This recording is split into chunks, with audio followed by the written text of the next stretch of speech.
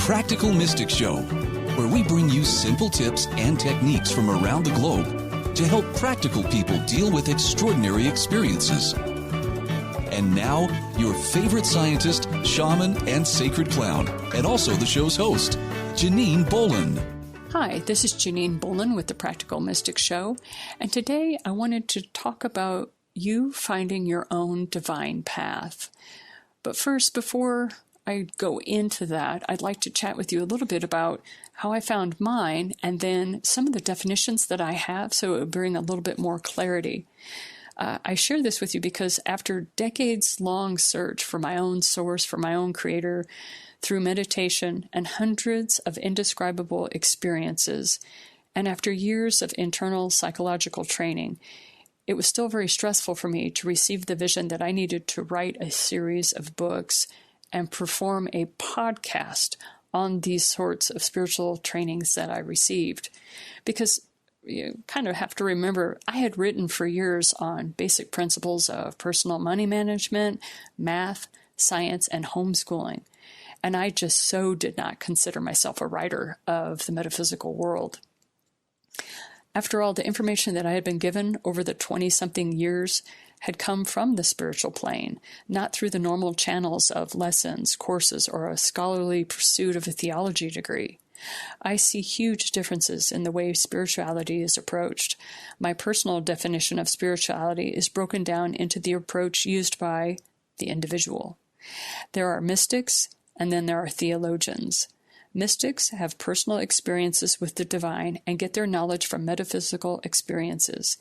Theologians study the divine, relying on the written word and knowledge brought about by long hours of committed scholarship. I found myself being asked to write about spirituality that had been informed by experiences gained from a blend of exposures to multiple countries, cultures, and canons, so that I couldn't ascribe a single source for my viewpoint. The best I could do when I was introducing myself was, "Hi, I'm Janine Bolon, a recovering Catholic." And all I could do was go from there. How was I supposed to write a series of books on the divine? The experiences I had undergone were too far outside of anything I had read or heard about from other people, living or dead for that matter.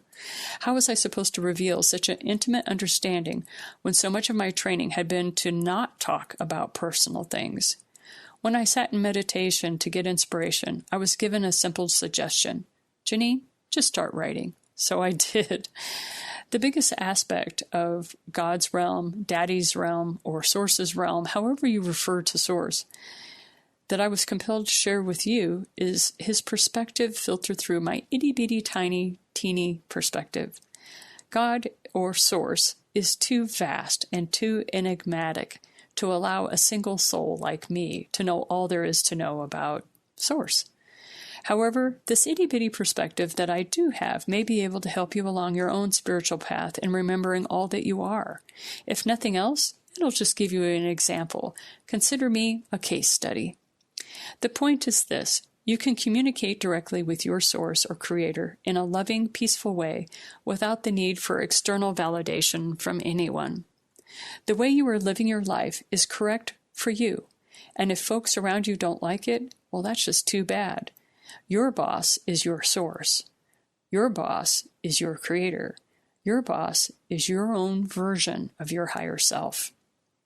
There is so much love and light in the upper realms of creation. I hope that this particular podcast and the books that I have written can give you a glimpse into the heaven on earth and beyond. This can be yours. And I hope that the works I have presented to you inspire you to go within and learn more about the Source for yourself. The questions that originally drove me into learning more about the divine were these: why are we humans here on earth? Well, I had that question answered for me. The answer I received, and I don't know if this answer is appropriate for you or not, is that the main reason we are here on earth is to create the life that we love, to create joy, to create relationships, to build, to expand, to learn more about what and who we are. The second question that drove me was, why do we have life and death? Well, that question was answered for me as well.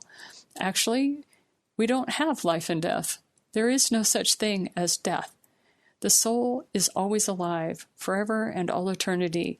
When we forget who we are and we come into this human being that we feel we are, this cute little three-dimensional avatar, we're here on life to experience as much of it as we can in this limited three-dimensional space-time.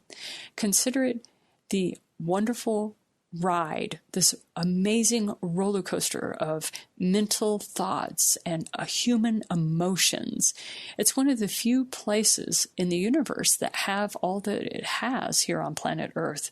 I know that may sound a little weird, but you can refer to my books as a reference for all this. Why is there so much suffering in the world? Well, believe it or not, some people pick it. And I know that may be really harsh to some, but those sufferings are people realizing that they've disconnected from their source energy and that they need to refer back through meditation and through higher emotional states to get back to that source. This is a very complicated section, and I don't want you to think that I am not compassionate to those who are in need.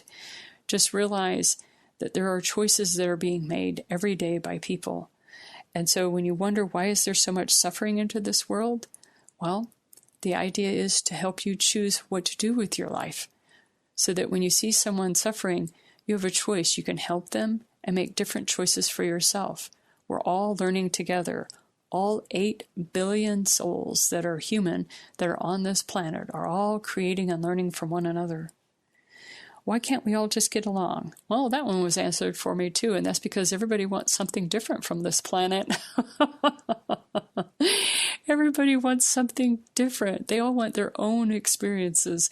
And guess what? There's conflicts with that sometimes. One of my biggest one was, why does my heart hurt so bad now that my mother is dead and she is with you, God? I was 21 when I had that question, and it took a few years of meditation and understanding and some training as a shaman before I truly understood why my heart hurt. And that was because I was pinching myself off from my own intuition and my own source energy from that. My hope is that you learn to connect with your own soul and remember that you too have answers to your own life questions. Any question, no matter how complicated, convoluted, or contorted, will be answered by your connection with your source energy, with your God, with your connection, however you want to refer to that, with all that is. So how do you do this? Well, from my life experiences and having spoken to hundreds of mystics, healers, psychics, mediums, and scholars, I have found that there are a few methods that work when it comes to reconnecting with source energy. The first one is meditation, the second one is self-analysis, and the third one is journaling. When it comes to meditation, there are thousands of ways to meditate, and it doesn't take long. You can meditate for 3 minutes a day and find a peace and calmness coming upon you. You don't think that you have to meditate for hours. It can take a very short period of time. I would recommend, when you're first starting out, 3 minutes, and not to really push it much longer than 15 minutes, unless you're finding peace and joy and comfort in it. But don't force yourself to sit for longer than 3 minutes if you're struggling. The next one is self-analysis. Make sure that you ask yourself why a lot.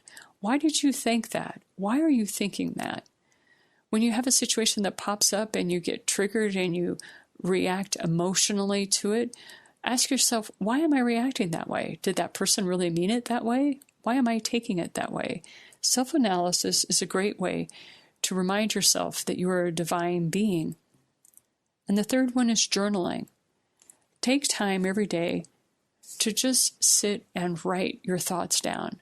It's a wonderful thing to go back years later and see how much progress you've made when you journal. It is a form of connecting with your higher self. And here's a bonus one for you: singing. When was the last time you sang? Did you know that when you sing, you put your soul in a higher frequency, higher vibratory rate while it's in the body? Singing is a universal language, whether you can carry a tune or not. I recommend that you sing.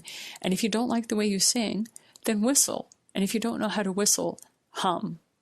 These are all ways of vibrating at a higher frequency to kind of throw off some of the negativity you might be experiencing today.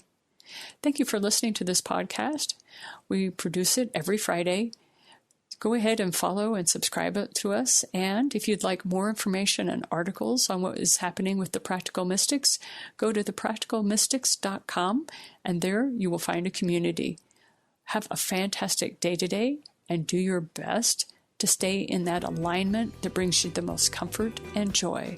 This is Janine Bolon with the Practical Mystic Show. This has been the Practical Mystic Show with Janine Bolon. For show notes, resources, and more, visit the8gates.com. Thanks for listening.